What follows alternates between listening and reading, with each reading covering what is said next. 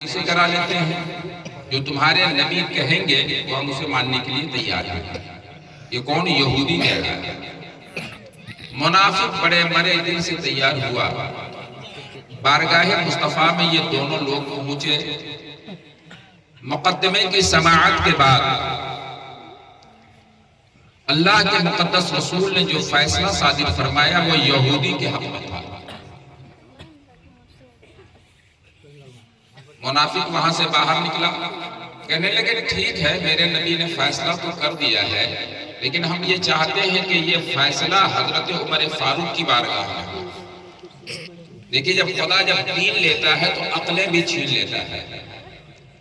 High court کے مقدمے کو سپریم کورٹ میں تو چیلنج کیا جا سکتا ہے، لیکن سپریم کورٹ کے مقدمے کو ہائی کورٹ میں چیلنج نہیں کیا جا سکتا ہے۔ یہ سپریم کورٹ سے فیصلہ ہونے کے بعد ہائی کورٹ چلا مقدمہ لے کر، یہودی وہ بھی مان گیا کہ چلیے جہاں چلے۔ وہاں جانے کے بعد ہے تو عمر فاروق کی بارگاہ میں مقدمہ پیش کیا گیا کہ یہودی نے کہا کہ یہ فیصلہ آپ کے نبی نے میرے حق میں فرما دیا ہے، یہ فیصلہ آپ کے نبی نے میرے حق میں فیصلہ فرما دیا، لیکن یہ آپ کے آدمی ہے، یہ ماننے کو تیار نہیں ہے۔ حضرت عمر فاروق چونک گئے، آپ نے فرمایا کہ کیا میرے نبی کے بارگاہ میں اس مقدمے کا فیصلہ ہو چکا ہے؟ یہودی نے کہا جی۔ کہنے لگے ٹھہرو میں ابھی فیصلہ کیے دیتا ہوں، پھر دوبارہ کہیں اور اپیل کرنے کی ضرورت نہیں پڑے گی۔ اندر گئے، آپ نے ننگی تلوار لائی، اس منافق کی گردن کاٹ دی۔ آپ جائیے، اب اس مقدمے کو کہیں چیلنج نہیں کیا جائے گا۔ اب ایک ہنگامہ ہو گیا، ایک شور برپا ہو گیا کہ عمر نے ایک مسلمان کا قتل کیا۔ عمر نے ایک مسلمان کو قتل کر دیا۔ کشا کشا لوگ بارگاہ مصطفیٰ میں حاضر ہونے لگے، یا رسول اللہ غضب ہو گیا، مدینے میں ہنگامہ محشر برپا ہو گیا، عمر فاروق نے ایک مسلمان کی گردن ماری ہے۔ لیکن حضرت عمر فاروق رضی اللہ تعالیٰ عنہ کے ذہن و فکر میں یہ بات گردش کر رہی تھی کہ جس میں پاس شریعت نہ خوف خدا، جس میں پاس شریعت نہ خوف خدا، وہ رہا کیا رہا، وہ گیا کیا گیا، ایک تصویر تھی جو مٹا دی گئی۔ یہ غلط ہے، مسلمان مارا گیا، یہ غلط ہے، مسلمان مارا گیا۔ تو بارگاہ مصطفیٰ میں حاضر ہو رہے ہیں۔ جب حضرت عمر فاروق کو یہ بات معلوم ہوئی کہ ایک ہنگامہ ہے، رسول پاک کی بارگاہ میں لوگ اس معاملے کو لے کر جا رہے ہیں، تو دھیرے دھیرے حضرت عمر فاروق رضی اللہ تعالی عنہ بھی بارگاہ مصطفیٰ میں حاضر ہو گئے۔ اللہ کے پیارے نبی نے فرمایا عمر کیا یہ سچ ہے، کیا یہ سچ ہے کہ تم نے کسی مسلمان کی گردن ماری ہے؟ تو حضرت عمر فاروق یوں عرض گزار ہوتے ہیں، فلا وربک لا یؤمنون حتی یحکموک فیما شجر بینہم۔ اے محبوب آپ کے رب کی قسم ہے کوئی بھی شخص اس وقت تک مومن و مسلمان ہو ہی نہیں سکتا جب تک کہ وہ آپ کو اپنے ہر معاملے میں اپنا حاکم نہ بنا لے، اپنا حاکم نہ بنا لے۔ اگر یہ بات حضرت عمر فاروق کی زبان سے نکلی تھی اور بات اگر یہیں تک رہ جاتی تو یا تو یہ اجتہاد کہلاتی یا پھر قیاس، لیکن ابھی وہیں بیٹھے تھے، اتنے میں طائر سدرۃ المنتہا کے مکی حضرت جبریل امین بارگاہ مصطفیٰ میں حاضر ہو کر عرض کرتے ہیں، یا رسول اللہ آپ کا رب فرما رہا ہے فلا وربک لا یؤمنون حتی یحکموک فیما شجر بینہم۔ پتہ یہ چلا کہ کون عمر رہے تھے، عمر کی زبان سے قرآن بول رہا تھا، حق و صداقت کا فرمان بول رہا تھا۔ تو اب حضرت عمر فاروق کی یہ بولی قرآن کی آیت کے شکل میں نازل ہو گیا۔ تو ایک تو وہ دور تھا جب رسول پاک کو حاکم بنانے کا قرآن بھی اور صحابہ کرام کا عمل بھی ہمیں درس دے رہا تھا کہ جب تک انہیں اپنے ہر معاملے میں حاکم نہ بناؤ گے اس وقت تک تم میں کوئی بھی شخص مومن و مسلمان نہیں ہوگا۔ میرے دوستو، تو اللہ تبارک و تعالیٰ نے اپنے محبوب کو اوامر و نواہی کا پورا پاور عطا کیا ہے۔ اے محبوب محبوب جسے چاہے آپ بڑھا دے، جسے چاہے اسے آپ گھٹا دے۔ آپ نے وہ حدیث پاک میں سنی ہوگی کہ رمضان شریف کے مہینے میں ایک صحابی سے غلطی ہو گئی۔ غلطی کیا ہوئی کہ حالت روزے میں اپنی بیوی کے قریب ہو گئے، روزہ ٹوٹ گیا۔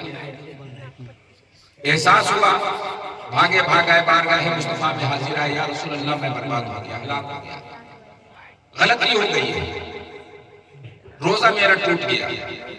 تو اللہ کے پیارے نبی صلی اللہ علیہ وسلم نے فرمایا کہ اگر کوئی جان بوجھ کر فرض روزے کو اگر توڑ دے تو اس کے لیے جو فدیہ ہے وہ قرآن کریم میں واضح ہے، جاؤ اسے پڑھ کر کے اس پہ عمل کرو، 60 مسکینوں کو کھانا کھلاؤ، یا 60 روزے پہ در پہ بلا ناغہ وداؤٹ گیپ، بلا ناغہ کوئی گیپ نہیں، لگاتار 60 روزے رکھو، یہی اس کی فدیہ ہے۔ تو اللہ کے پیارے نبی صلی اللہ علیہ وسلم نے جب انہیں یہ بتایا تو وہ کہنے لگے، یا رسول اللہ ایک روزہ تو مجھ سے ہو نہیں سکتا، برداشت نہیں کر سکا، یہ 60 روزے پے در پہ پھر کہیں غلطی ہو سکتی ہے، میں اس کی استطاعت نہیں کرتا۔ تو اللہ کے پیارے نبی نے فرمایا کہ جاؤ غلام خرید کر آزاد کر دو۔ تو عرض کرنے لگے، یا رسول اللہ اس کی بھی ہمیں حیثیت نہیں ہے۔ تو اللہ کے پیارے نبی نے فرمایا جاؤ مسکینوں کو کھانا کھلا دو۔ کہنے لگے، یا رسول اللہ اس کی بھی ہمیں استطاعت نہیں ہے۔ تو اللہ کے پیارے نبی صلی اللہ علیہ وسلم کو یہ فرمانا چاہیے تھا کہ جب تم کچھ بھی نہیں کر سکتے ہو، قرآن کریم میں اس کا فیصلہ واضح ہے، پھر آپ جائیے یہاں سے، یہاں کیا کرتے ہیں؟ لیکن یہ نہیں ہے، اللہ کے پیارے نبی فرماتے ہیں بیٹھ جاؤ، میں تیرے لیے دیکھتا ہوں۔ بیٹھ گئے، جبکہ قرآن ہے، یہ فیصلہ ہے اس کے لیے، یہی فدیہ، یہی ہدیہ ہے اس کے لیے۔ لیکن اللہ کے پیارے نبی نے یہ نہیں فرمایا کہ چلے جاؤ، فرماتے ہیں بیٹھ جاؤ۔ بیٹھ گئے۔ اب اس ایک صحابی کے لیے اللہ کے مقدس رسول ایک نیا قانون بنا رہے ہیں، صرف ان کے لیے۔ اتنے دیر میں کہیں سے اللہ کے پیارے نبی کی بارگاہ میں کھجور کی ایک ٹوکری ہے، ہدیے میں، تحفے میں۔ اللہ کے پیارے نبی نے اس تحفہ کو قبول فرمایا اور اپنے اس نادار صحابی کے حوالے کر دیا، کہا اسے لے جاؤ، لا کر لوگوں میں بانٹ دو، تقسیم کر دو، میرے روزے کا فدیہ ہو جائے گا۔ وہ کہتے ہیں یا رسول اللہ سب سے زیادہ غریب تو میں ہی ہوں، میں کس کو بانٹ دوں؟ اللہ کے پیارے نبی نے فرمایا لے جاؤ، پھر بال بچہ مل کے کھا لو، تیرا ہو جائے گا، تیرا کفارہ ہو جائے گا، تیرے روزے کا، تیرے روزے کا کفارہ ہو جائے گا۔ گویا کہ اللہ کے مقدس نبی نے اس ایک صحابی کے لیے ایک نیا قانون بنا دیا کہ یہ تیرے لیے ہے، یہ تیرے لیے ہے۔ اچھا اگر کوئی شخص حضرت علامہ فاروق رضا صاحب قبلہ نظامی کی بارگاہ میں آ جائے اور یہ کہے کہ مولانا صاحب میں اس شرط پر ایمان لانا چاہتا ہوں، یہ ایمان نہیں لایا ہوا آدمی آنے والا، میں ایمان لانا چاہتا ہوں اس شرط پر کہ میری زندگی بہت مصروف زندگی ہے، میرے پاس 5 وقت کی نماز پڑھنے کا وقت نہیں ہے، آپ 3 معاف کر دیجئے اور 2 نماز کے اجازت کے ساتھ مجھے نبی کا کلمہ پڑھا دیجئے۔ مولانا کیا کہتے ہیں کہ تم کلمہ پڑھنے آیا ہے یا ہم کو اسلام سے نکالنے آیا ہے؟ یہ پاور ہم کہاں سے لائے؟ یہ ہماری اوقات اور ہماری حیثیت اور صرف مولانا فاروق ہی نہیں، اپنے وقت کا کوئی غوث ہو، قطب ہو، اقبال ہو، امام ہو، خطیب ہو، نجیب ہو، فر ہو، کوئی بھی امام ہو، مجتہد ہو، محدث ہو، مفکر ہو، کسی کو یہ مجال یہ پاور نہیں کہ 3 وقت کی نماز معاف کر کے 2 وقت کی نماز پر کسی کو مسلمان بنا دے، یہ کسی کو پاور نہیں، کسی صحابی کو بھی نہیں، حضرت ابو بکر صدیق کو بھی نہیں۔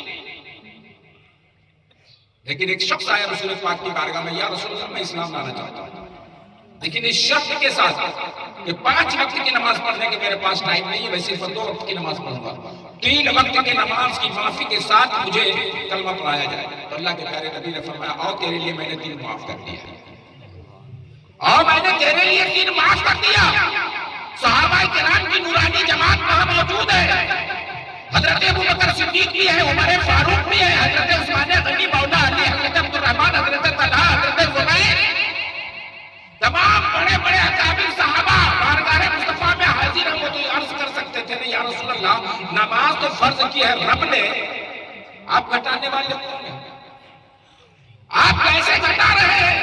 رب کی فرضیت میں آپ کمی کیسے کر رہے ہیں ان کے لیے؟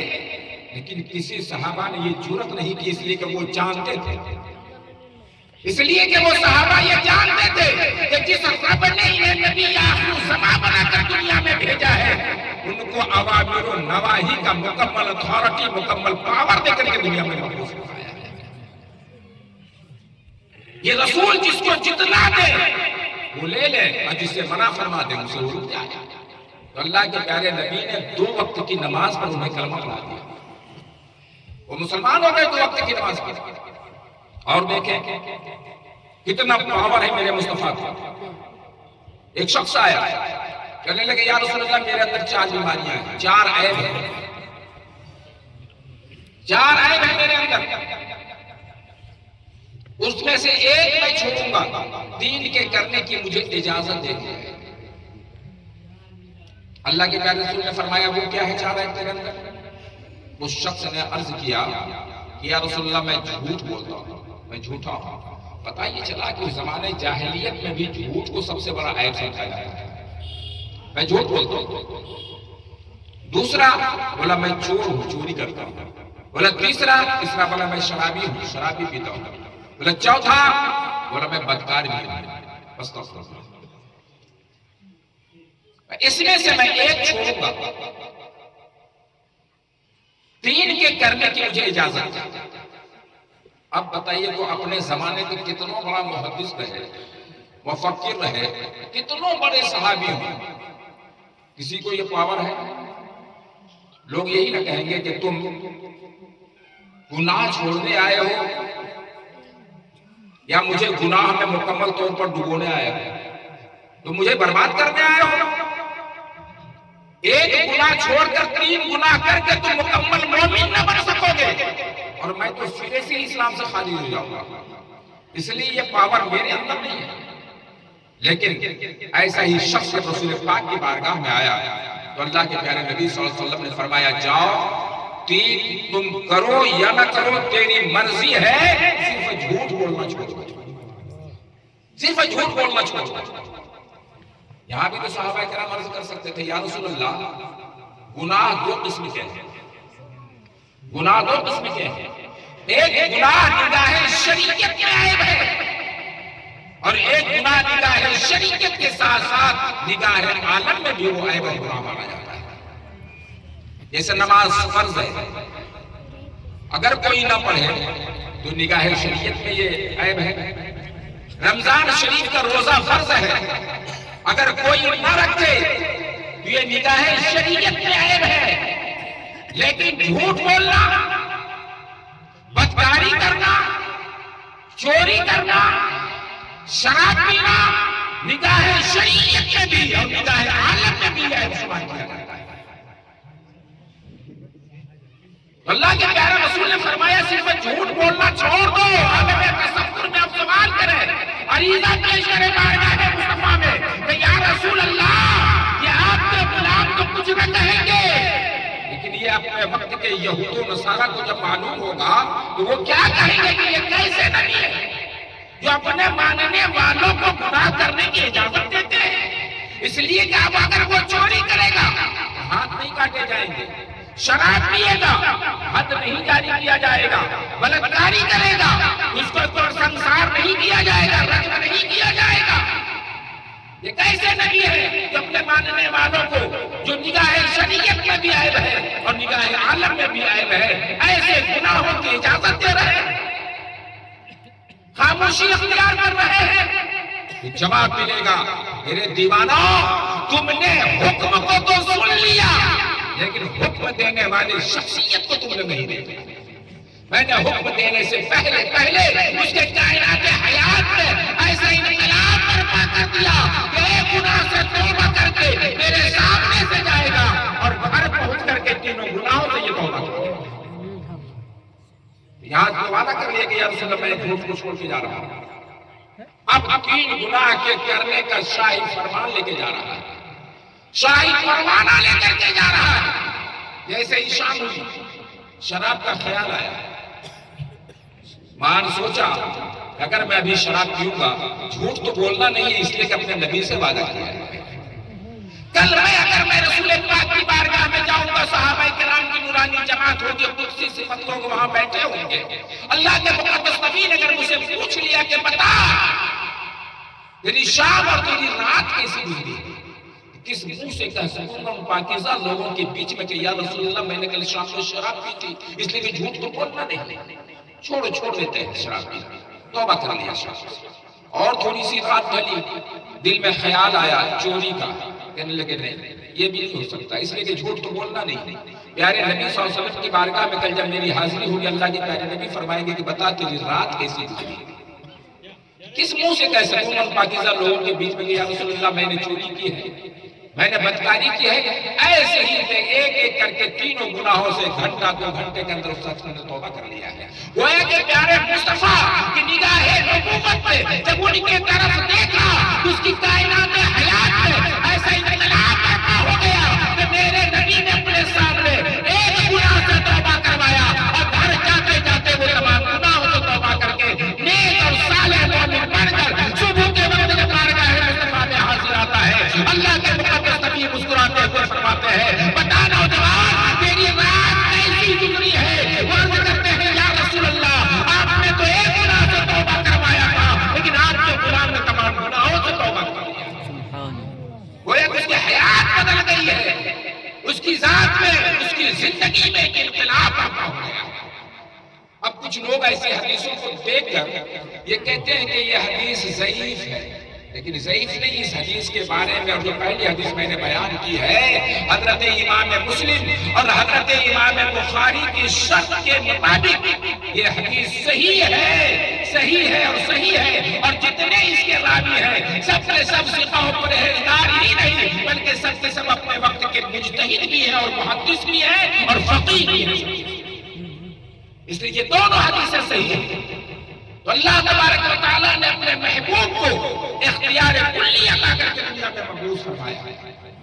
مجبور بنا کر دنیا میں نہیں بھیجا ہے، اختیار کلی عطا کر کے بھیجا ہے دنیا میں. اے میرے محبوب آپ جسے جو چاہے عطا کر دیں، آپ جسے جو چاہے جس چیز سے چاہے نواز دیں. حضرت ربیعہ رسول پاک صلی اللہ علیہ وسلم کو نماز تہجد کے لیے وضو کرواتے تھے، پانی کا اہتمام کرتے تھے. کہ خوش ہو کر میرے پیارے نبی صلی اللہ علیہ وسلم نے فرمایا ربیعہ مانگ، کیا مانگتا ہے مانگ، کیا مانگتا ہے مانگ لے. کمال ہوش ربیعہ تیرے سوال ہے. کیا کرتے یا رسول اللہ میں جنت میں وہ محل چاہتا ہوں جو آپ کے پڑوس میں ہو تاکہ وہاں بھی میں آپ کی خدمت میں ہمیشہ حاضر ہوں. اللہ کے پیارے نبی نے یہ نہیں فرمایا کہ جنت تو اللہ نے پیدا کی ہے میرے اختیار میں نہیں ہے. مصطفیٰ نے فرمایا چلو وہ تجھے میں نے دیا، وہ تجھے میں نے دے دیا میں نے تجھے. گویا کہ جنت کا بھی مالک میرے مصطفیٰ ہے. اللہ تبارک و تعالیٰ نے ارشاد نہیں فرمایا انا اعطیناک الکوثر، بے شک اے محبوب تجھے ہم نے ہر شے کی کثرت عطا کر دی، ہر شے کی کثرت عطا کر دی ہے. جو چاہو جسے چاہو عطا کر دو اور جسے چاہو اسے روک لو. یہ تیرے اختیار میں، تجھے میں نے یہ اختیار دے دیا.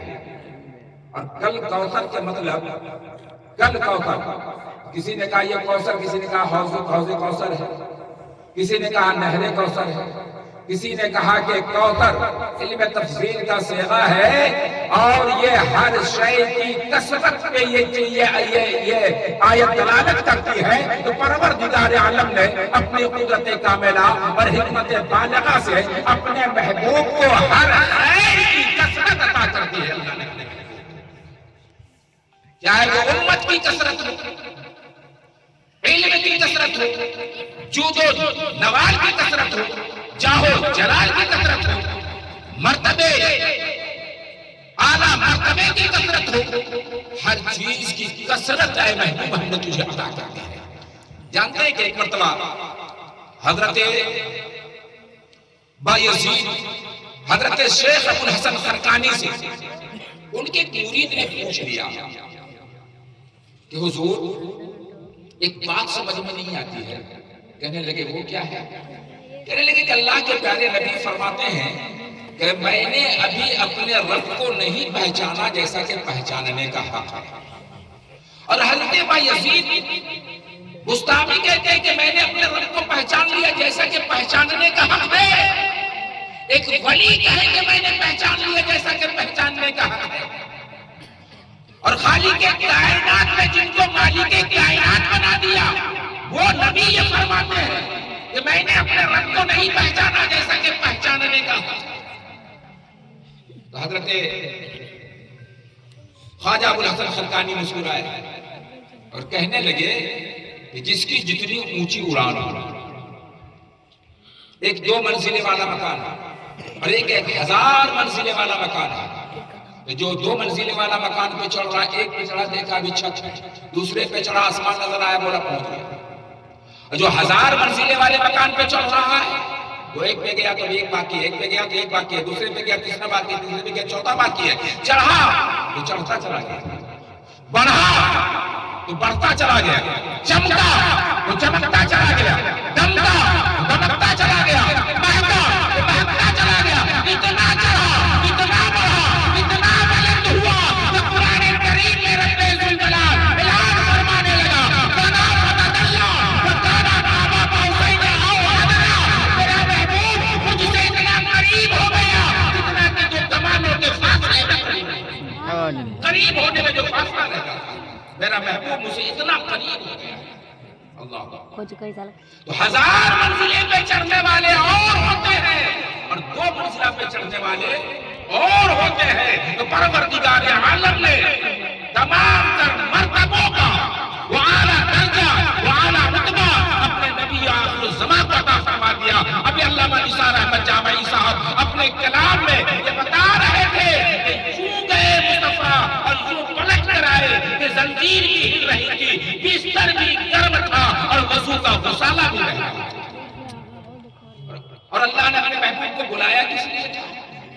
قرآن کریم کی آیت کریمہ اس بات پہ دال ہے لِنُرِيَهُ مِنْ آیاتنا، اے محبوب ہم نے تجھے اس لیے بلایا ہے تاکہ میں تجھے اپنی نشانیاں دکھاؤں۔ اب میں آپ سے پوچھنا چاہتا ہوں تمام علماء کرام کا یہ نورانی قافلہ یہاں تشریف فرما ہے، پروردگار عالم نے اپنے محبوب کو عرش کی بلندی پہ وہ کون سی نشانی کی جسے دیکھنے کے لیے بلایا تھا؟ اللہ کے مقدس نبی فرماتے ہیں کہ میں اپنے بستر پہ ہوتا ہوں، لوح محفوظ پہ چلنے والے قلم کی چرچراہٹ کی آوازوں میں سن لیتا ہوں، میں اپنے بستر پہ ہوتا ہوں، جنت و جہنم کا مشاہدہ کرتا ہوں، تو لوح محفوظ کو نبی یہاں سے دیکھیں، لوح محفوظ پہ چلنے والے قلم کی چرچراہٹ کو یہاں سنیں، جنت و جہنم کا مشاہدہ اپنے حجرے اقدس میں آرام فرماتے ہوئے کر لیں۔ تو آخر وہ کون سی نشانی تھی جسے دیکھنے کے لیے پیارے مصطفیٰ وہاں تک گئے؟ اور کچھ نادان ذہنوں نے یہ بھی خیال کیا کہ معراج کے شب میں پیارے مصطفیٰ کو اللہ کی ذات نہیں حقیقت جبرائیل کو دکھلائی گئی، حضرت جبرائیل کی شخصیت کو انہیں دکھلایا گیا تھا، اور حضرت جبرائیل سے پوچھا کہ سید الملائکہ بتائیے کہ آپ کس نبی کی بارگاہ میں کتنے بار آئے ہیں؟ سب سے زیادہ اور نبیوں کے پاس آنے کی جو تاریخ ان کی ہے وہ 142 ہے، اور میرے مصطفیٰ نے فرمایا کہ جبرائیل بتائیے کہ آپ میرے پاس کتنے بار آئے ہیں؟ تو حضرت جبرائیل عرض کرتے ہیں یا رسول اللہ اب تک میں آپ کی بارگاہ میں 24,000 مرتبہ آ چکا ہوں۔ تو جو جبرائیل 24 بار بارگاہ مصطفیٰ میں حاضر آئے ہیں، کیا انہیں دیکھنے کے لیے پیارے آقا کو عرش پہ جانا پڑا، سدرہ پہ جانا پڑا؟ یہ نادان فکر رکھنے والے لوگ کبھی کبھی اس قسم کی باتیں کیا کرتے ہیں۔ ارے پیارے مصطفیٰ تو وہ ہے کہ ایک دیکھنے والے کا کہا مان لیا ہے، بن دیکھے تجھے ہم نے خدا مان لیا۔ حضرت خزیمہ انصاری صحابی رسول ہے، اللہ کے پیارے نبی نے کہ یہودی سے گھوڑا خریدا راستے میں، اللہ کے پیارے نبی فرماتے ہیں کہ ٹھہرو میں بھی پیسے لے کر آتا ہوں۔ جب تک اللہ کے پیارے نبی پیسہ لینے اپنے کاشانہ نبوت پہ تشریف لے گئے، پتہ نہیں ادھر کیا بات ہو گئی کہ پلٹ کر آئے جب ہم سب کے آقا، یہودی کہتا ہے کہ نہیں آپ کے ساتھ میرا کوئی سودا نہیں ہوا، آپ نے ہم سے گھوڑا نہیں خریدا۔ پیارے مصطفیٰ نے فرمایا کہ قیمت طے ہو چکی ہے، قیمت کو گھوڑا میرے حوالے کرے۔ اتنے میں کچھ اور لوگوں کی بھیڑ اکٹھی ہو گئی وہاں، اور کچھ لوگوں کی بھیڑ اکٹھی ہو گئی،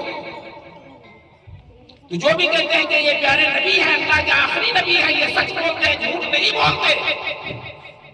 کہنے لگے کہ جب انہوں نے گھوڑا خریدا تم یہاں موجود تھے، تم گواہی دو گے؟ اب کون کہے کہ میں یہاں موجود تھا؟ اس لیے کہ جس وقت سودا ہوا اس وقت سوائے رسول کے اور اس یہودی بیپاری کے تیسرا کوئی نہیں. اتنے میں حضرت خزیمہ انصاری آ گیا اور آ کر کہتے ہیں کہ گھوڑا میرے نبی نے خریدا، تم نے بیچا. تو وہ یہودی نے اسی انداز میں بات کیا کہ آپ یہاں موجود تھے؟ بولا میں موجود تو نہیں تھا لیکن میرے نبی نے گھوڑا خریدا ہے. بولا تم گواہی دو گے؟ بولا تم گواہی یہاں لو گے کہ حرم میں چل کر لو گے؟ کہاں تم گواہی لینا چاہتے ہو؟ اتنے میں ہم سب کے آقا نے فرمایا خزیمہ یہ سودا تمہارے غائبانے میں ہوا ہے. جس وقت میں گھوڑا خرید رہا تھا اس وقت تم یہاں موجود نہیں تھے. یہ سننا تھا حضرت خزیمہ کی آنکھوں میں آنسو آ گئے. روتے ہوئے عرض کرتے ہیں یا رسول اللہ یہ گھوڑا اس سودے کی حقیقت کیا ہے اور اس کی کیا حقیقت ہے؟ یا رسول اللہ ہم نے تو خدا کو بھی نہیں دیکھا، آپ کے کہنے پہ میں نے خدا کو مان لیا ہے، آپ کے کہنے پہ پرسرات کو مانا ہے، آپ کے کہنے پہ جنت و جہنم کو مانا ہے، آپ کے کہنے پہ میزان عمل کو مانا ہے، آپ کے کہنے پہ حساب و کتاب کو مانا ہے، آپ کے کہنے پہ ہر معاملے کو دین دیکھے جب ہم نے مان لیا ہے. یا رسول اللہ یہ گھوڑا اور گھوڑے کی حقیقت کیا ہے یہ بھی آپ کا خریدا، میں اس کی گواہی دیتا ہوں، چاہے یہ یہودی مجھ سے گواہی یہاں لے لے یا بیت اللہ شریف میں جا کر. یہ عقیدہ ہے، یہ ایمان ہے میرے صحابہ کا. اس کے بدلے پیارے آقا صلی اللہ علیہ وسلم نے ان کو یہ اعزاز عطا فرمایا. آپ اپنا جبہ بھی تو دے سکتے تھے انعام میں، اپنا امامہ شریف بھی دے سکتے تھے، اپنا عصائے مبارک بھی دے سکتے تھے، کوئی بھی ایک چیز اٹھا کے دے دیتے تھے. اس گواہی کے بدلے میں تجھے میں یہ اعزاز دیتا ہوں، یہ انعام دیتا ہوں. لیکن اللہ کے پیارے نبی نے مسجد نبوی شریف میں منبر لگوایا، تمام مدینے کے لوگوں کو اکٹھا کروایا اور کہنے لگے لوگوں یاد رکھو آج سے جہاں دو مردوں کی گواہی ہوتی ہے وہاں پر میرے خزیمہ کی تنہا ایک ہی گواہی دو کے برابر ہوا کرے. پیارے مصطفیٰ نے ایسا اکرام کیا ان کو، ایسا اعزاز دیا ان کو، ایسا انعام دیا کہ قیامت تک کوئی ایسا انعام دے ہی نہیں سکتا، کوئی نہیں دے سکتا. اس لیے کہ یہ اتھارٹی یہ پاور کسی کے پاس نہیں ہے کہ شریعت میں کمی اور بیشی جو کرنے کا پاور ہے وہ ہم سب کے آقا و مولا جناب محمد رسول اللہ کو یہ پاور ہے، اس کے سوا کسی اور کو یہ پاور نہیں ہے. اب یہ نماز تراویح جو پڑھتے ہیں رمضان شریف میں، یہ جماعت قائم کی گئی حضرت عمر فاروق کے دور سے، آج تک پوری کائنات پڑھتی آ رہی ہے.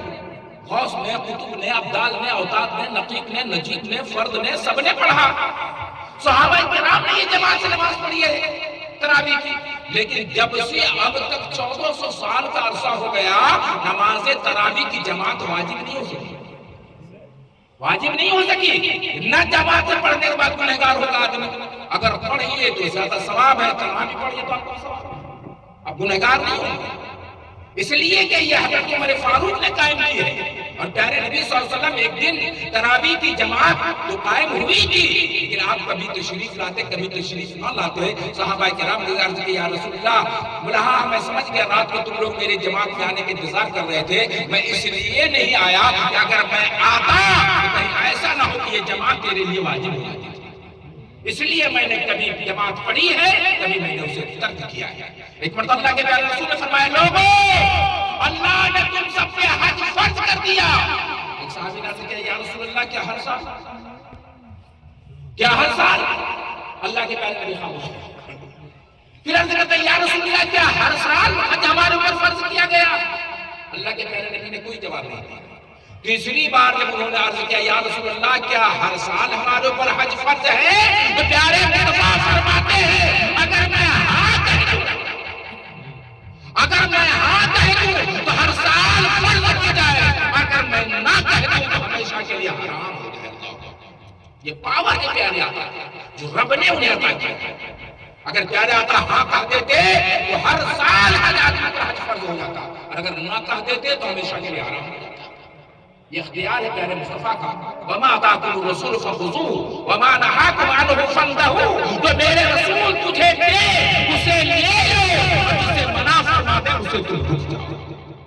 آج کا یہ پروگرام آپ جس میں تشریف لائے ہوئے ہیں الحمدللہ حضرت علامہ مولانا یوسف رضا برکاتی مصباحی کے گھر ایک ننھی کنیز فاطمہ دنیا میں آئی ہے، جن کے 7ویں دن پر سنت کے مطابق علامہ یوسف رضا نے یہ عقیقے کا پروگرام رکھا ہے۔ آپ لوگ دعا کیجئے اللہ تبارک و تعالی اس دنیا میں آنے والی ننھی بچی کو حقیقتاً ہر حال میں کنیز فاطمہ بنا دے، کنیز فاطمہ بنا دے، عمر میں برکت عطا فرمائے اور نیک اور صالح ایسی بیٹی دنیا میں، ایسی بیٹی پروان چڑھے کہ اپنے باپ کے لیے بخشش کی وہ ضامن ہو جائے۔